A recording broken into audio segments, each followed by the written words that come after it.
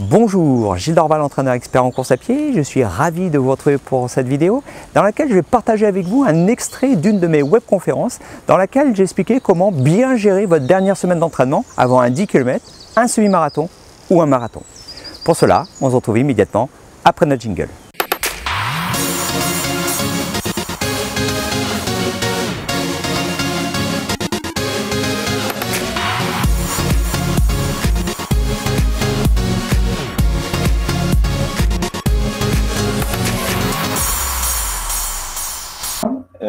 Les objectifs qu'on va rechercher à travers cette dernière semaine d'entraînement, c'est à la fois d'entretenir votre niveau de forme, celui que vous avez obtenu grâce à votre préparation, mais sans engendrer de fatigue supplémentaire. Là, l'objectif, c'est vraiment de trouver le bon dosage entre j'entretiens ma forme, mais surtout j'évite de me fatiguer davantage, parce que vraiment l'objectif de cette dernière semaine d'entraînement, c'est de récupérer en partie, alors j'ai bien en partie, ça serait illusoire de vous faire croire que vous allez récupérer de tous les efforts consentis pendant votre préparation, mais vous allez récupérer d'une partie de ces efforts-là et qui va vous permettre de retrouver de la fraîcheur physique, de la fraîcheur aussi musculaire et puis aussi psychologique. Donc cette petite semaine pendant laquelle vous décompressez, vous pensez un peu à autre chose que vos entraînements, permet aussi d'arriver l'esprit un peu détendu et puis surtout musculairement frais sur la ligne de départ le jour de la course. Et donc, grâce à cette semaine aussi de relâchement, on appelle ça la semaine de relâchement, vous allez pouvoir profiter pleinement du phénomène de surcompensation. Alors, c'est quoi le phénomène de surcompensation? Alors, je vais essayer de, pour rester simple, en fait, il faut savoir que quand vous entraînez, à la fin d'une séance d'entraînement, votre potentiel physique est moins élevé que celui que vous aviez au début de la séance. C'est normal, vous avez effectué un effort, vous avez fatigué votre organisme, donc d'un point de vue physique, il est moins fort que son niveau initial au début de la séance. Mais donc tout au long de votre plan d'entraînement, vous allez comme ça au fur et à mesure en proposer des séances qui vont faire que ce niveau physique, suivant comment vous dosez votre entraînement, aura tendance à baisser, surtout si vous enchaînez plusieurs séances à la suite. Mais lorsque vous arrêtez de vous entraîner, lorsque vous prenez un peu de repos, il y a un effet rebond qui fait que votre niveau physique, à ce moment-là, se retrouve légèrement au-dessus de celui qu'il était au moment où vous avez commencé vraiment à vous entraîner, à effectuer votre séance d'entraînement, ou que vous avez enchaîné un petit cycle de travail de plusieurs séances à la suite. Donc, grâce à ces quelques jours de récupération, de relâchement, vous allez pouvoir profiter de ce phénomène de surcompensation qui va vous permettre d'avoir un niveau de forme, un niveau de performance physique légèrement supérieur à celui qui était au début de votre préparation ou à la fin de votre phase de travail, c'est-à-dire à la fin de la phase de développement spécifique qui se termine soit à une semaine de l'objectif, soit à 2 semaines de l'objectif, en fonction de la distance que vous préparez. Alors, comment? Tout simplement en allégeant le volume d'entraînement. Alors, quand je dis alléger le volume d'entraînement, c'est tant au niveau du kilométrage que de la durée. Donc là, on va voir ça, on verra un peu plus en détail tout à l'heure. Mais durant cette semaine-là, l'objectif vraiment, c'est d'éviter de faire des grosses semaines d'entraînement. Là, comme je disais tout à l'heure, l'objectif, c'est de vraiment trouver le bon dosage entre entretien de la forme et puis, récupération des efforts effectués tout au long de la préparation. Sur cette semaine-là, surtout, la première erreur à ne pas commettre, là, vraiment, c'est vraiment le premier point sur lequel je voulais absolument insister avec vous, c'est de ne pas chercher à se rassurer jusqu'au dernier moment. Moi, je connais énormément de coureurs qui, sous prétexte de se rassurer, désirent faire une dernière grosse séance le mercredi ou le jeudi. Alors, c'est sûr, là, ils ont des jambes extraordinaires, ils ont des super sensations, ils ont envie de se faire plaisir, donc ils lâchent les chevaux, mais malheureusement, ils dilapident une bonne partie du capital qui se sont embêtés à constituer pendant des semaines et des semaines et des semaines. Donc, la dernière semaine, soyez confiants du travail que vous avez effectué tout au long de votre préparation et évitez de tomber dans ce piège-là. Vous dites, bon voilà, c'est dur, c'est un peu frustrant cette semaine, j'ai des bonnes jambes, j'ai des bonnes sensations, j'aimerais bien aller plus vite sur mes séances, mais il va falloir rester sage. Et c'est pour ça, le troisième point que je vous indique sur le PowerPoint, là, sur le document que je vous ai préparé, c'est de savoir rester sage, même si les gens vous invitent à aller beaucoup plus vite. Donc ça, c'est vraiment les points clés pour pouvoir gérer au mieux cette dernière semaine d'entraînement au niveau des principes. Alors justement, là maintenant, dans le concret, voilà comment procéder. Pour une personne qui prépare un 10 km avec l'objectif de finir, Donc, c'est une personne qui court en gros 2 séances par semaine et qui n'effectue pas de travail de VMA. Hein. Je rappelle que la VMA, c'est un type de travail qui permet d'augmenter son potentiel aérobie. Hein. La VMA, c'est la vitesse maximale aérobie. Et plus cette VMA est élevée, et plus votre potentiel de coureur l'est aussi. Donc là, c'est vraiment un type de travail qu'on va inscrire pour les personnes qui sont à la recherche de performance. Mais pour la personne qui effectue 2 séances par semaine, par exemple pour son plaisir, hein, histoire d'enfiler une paire de running pour entretenir sa forme, pour se sentir bien, et qui ne désire pas faire ce type de séance. Donc là, mais participer à un 10 km tout de même, là, le mercredi, il suffit tout simplement de programmer un petit footing de 45 minutes en endurance fondamentale. Hein, pas plus. Ça ne sert à rien d'en faire davantage, surtout que d'habitude, vous entraînez 2 fois par semaine, et puis là, ça fera une séance le mercredi, et puis après, la deuxième séance, ça sera le dimanche. Par contre, hein, pour la personne qui s'entraîne 3 à 4 fois par semaine et qui a l'habitude de faire un travail de VMA, là, il est possible, hein, le mercredi, hein, d'inscrire une dernière séance de VMA, mais alors, ce sera une séance de VMA courte. Hein, alors, quand je dis une séance de VMA courte, ce sera par exemple 2 séries de 8 à 10 fois 30-30, c'est-à-dire vous allez faire 8 enchaînements de 30 secondes d'effort, 30 secondes de récupération, 30 secondes d'effort, 30 secondes de récupération. Vous allez faire un premier bloc de 8 répétitions, puis ensuite, vous prenez 3-4 minutes de récupération et vous refaites un deuxième bloc. Mais là, hein, par contre, habituellement, on préconise de partir sur 100-110% de la fréquence cardiaque sur la VMA, pardon.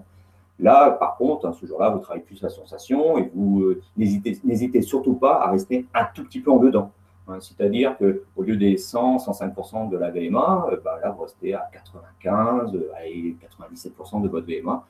Là, c'est surtout l'histoire de faire tourner les jambes et puis de rester sur une petite note un peu positive et dynamique au niveau de l'entraînement. Mais dans l'absolu, pour être parfaitement honnête avec vous, cette séance ne va pas servir à développer votre potentiel aérobie. Hein. Ce sera juste une petite séance d'entretien. Si vous ne désirez pas la faire, il n'y a aucun souci. Hein. Moi, je connais des coureurs à pied, des coureurs de 10 km qui, la dernière semaine, laissent quasiment les chaussures au placard et ça ne les empêche pas d'être hyper performants le week-end.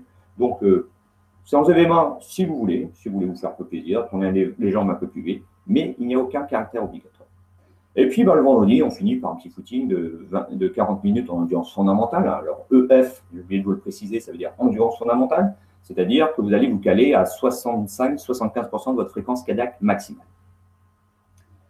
Voilà pour le coureur de 10 km. Hein. Donc, soit on est un coureur qui court pour le plaisir et qui veut participer à une petite course, on sera là un seul footing dans la semaine. Et si on est à la recherche de performance, 3 séances au maximum, avec éventuellement une petite séance de VMA courte le mercredi au plus tard. Alors ensuite, pour le coureur qui prépare et qui va participer à un semi-marathon. Alors là, hein, toujours pareil, 2 options. Option finir, hein, et puis l'option performance. Alors pour le coureur qui désire participer à un semi-marathon avec pour principal objectif de finir, en général, je préconise 2 à 3 séances par semaine. Là, toujours pareil, hein, pas de nécessité de faire la VMA. Hein. Si l'objectif, c'est de rallier l'arrivée dans les meilleures conditions, le travail de VMA peut être intéressant, mais ce n'est pas une priorité absolue. Voilà. C'est vrai que la VMA, maintenant, on en voit un peu partout, mais sachez qu'il y a possibilité de s'entraîner sans faire la VMA. Par contre, il n'y a pas de possibilité de progresser vraiment dans le temps sans travail de VMA. Voilà.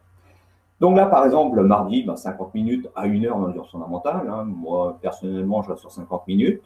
Et puis, une possibilité de reprogrammer un deuxième footing le jeudi, 40 minutes en endurance fondamentale. Ensuite, pour la personne donc, qui sur un objectif de performance, donc là, il faut un minimum de 3 à 4 séances par semaine, hein, voire même légèrement plus. Et comme je le disais tout à l'heure, là, il est nécessaire d'inscrire des séances de VMA dans vos plans d'entraînement. Donc là, le mardi, on va être sur 50 minutes à 1 heure en endurance fondamentale, hein, en footing. Et puis le mercredi, hein, comme pour le 10 km tout à l'heure, possibilité de faire une dernière petite séance de VMA. Mais là aussi, hein, en toute honnêteté, vous pouvez vous contenter d'un footing, hein, ça sera aussi efficace.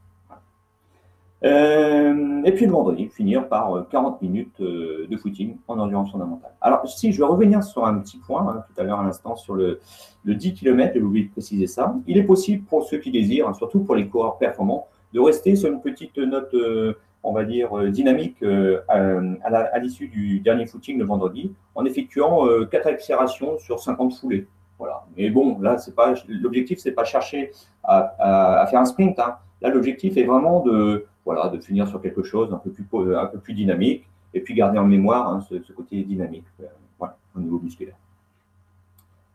Donc, on était sur le semi-marathon. On va passer donc maintenant au marathon. Alors, pour le marathon, donc là, pareil, hein, 2 objectifs, finir ou performance.